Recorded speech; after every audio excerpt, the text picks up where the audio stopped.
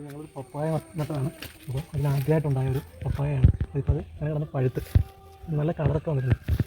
ഇതൊക്കെ വലിയ സംഭവമൊന്നും അല്ലെങ്കിലും നിങ്ങൾ ആദ്യമായിട്ടുണ്ടായി. സാധാരണ ഞാൻ ഏത് പപ്പായ വെച്ചാലും അത് ആൺപപ്പരയാണ് പറയും. അപ്പോൾ ഇന്ന് ഇത് ആദ്യമായിട്ടാണ് ഇത് ഇങ്ങനെ ഉണ്ടായത്. അത് ഞാൻ ഇപ്പോൾ പറിക്കുന്ന വീഡിയോ ആണ്. നല്ല കളറൊക്കെ വന്നിട്ടുണ്ട്. ബാക്കിയൊന്നും കണ്ടില്ല, അതുകൊണ്ട് കിട്ടി. ഇതാണ് പപ്പായ.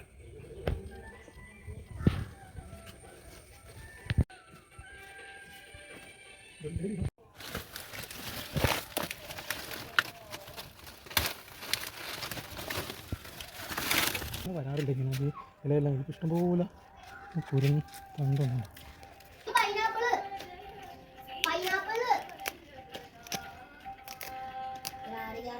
നല്ല പൈനാപ്പിൾ ആണ്.